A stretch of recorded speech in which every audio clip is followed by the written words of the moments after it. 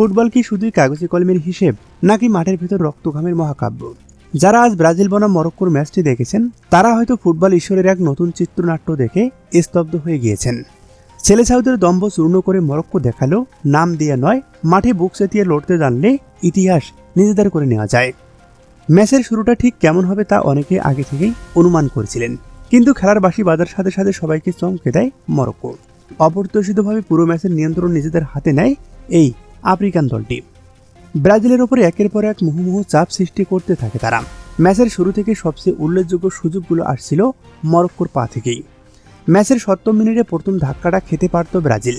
Plenty এলাকার বাইরে থেকে মরক্কোর এল এনাউনের একটি বিপজ্জনক শট ব্রাজিলের ডিফেন্সকে কাঁপিয়ে দেয়, আর এটাই ছিল সেলেসাউদের জন্য প্রথম সতর্কবার্তা। কিন্তু ব্রাজিল সেই সতর্কবার্তা গায়ে মাখেনি। বেশ কয়েকটি চমৎকার সুযোগ তৈরির পর অবশেষে 21 মিনিটে আসে সেই মাহেন্দ্র খান। মরক্কো মেতে উঠে উল্লাসে। এক বিদ্যুৎ গতির কাউন্টার অ্যাটাক থেকে রিয়াল মাদ্রিদ তারকা ব্রাহিম দিয়াজ বল পান। তিনি ডিফেন্সাররা এক নিখুঁত থ্রো বল বাড়িয়ে দেন ইসমাইল সাইবেরের উদ্দেশ্যে। সাইবেরের নিজের গতিকে কাজে লাগিয়ে চোখের পলকে ব্রাজিল রক্ষণভাগকে বোকা বানিয়ে বল পাঠিয়ে দেন জালে, আর এতেই 1-0 গোলে পিছিয়ে পড়ে 5 বারের বিশ্ব চ্যাম্পিয়নরা। ব্রাজিলের কাউন্টার অ্যাটাক সামলানোর টেকটিক্যাল ব্লাডার তখনও পুরোপুরি স্পষ্ট। পুরো প্রথমার্ধে ব্রাজিল কিন্তু মোটেও ভালো ফুটবল খেলেনি।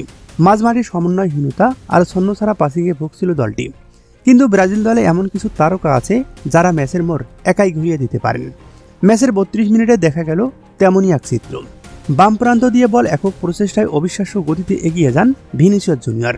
প্রতিপক্ষ ডিফেন্ডারকে দক্ষতার সাথে ড্রিবল করে বোকা বানান এবং এক মায়াবী শটে মরক্কোর জাল কাঁপিয়ে দেন। 1-1 গোলে সমতায় ফিরে ব্রাজিল। কিন্তু গোল করার পর ব্রাজিল এক অদ্ভুত কৌশল নেয়। সমতাসূচক গোল পাওয়ার পর দক্ষিণ আমেরিকার দলটি ইচ্ছাকৃতভাবে খেলার গতি থামিয়ে দেয়।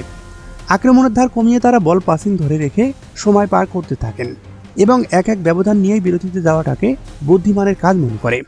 আর শেষ পর্যন্ত বাড়তি 10 মিনিট খেললেও দু দলেই আর কোনো গোল করতে পারেনি, যার ফলে 1-1 ব্যবধান নিয়েই মাঠ ছাড়তে হয় দুই দলকে। এই ম্যাচটি ব্রাজিলের জন্য একটি সতর্কবার্তা। নাম আর অতীত দিয়ে যে আধুনিক ফুটবল চলে না তা আরও একবার প্রমাণিত হলো। অন্যদিকে মরক্কো প্রমাণ করলো বিশ্ব ফুটবলের নতুন পরাশক্তিদের রাজত্ব শুরু হয়ে গেছে। তো দর্শক, আপনার কি মনে হয় ভিনির এই জাদুকরী গোলের পরও ব্রাজিল কেন মরক্কোর সাথে পেরে উঠতে পারল না? তার নিচের কমেন্ট বক্সে জানিয়ে দিন আপনার মতামত।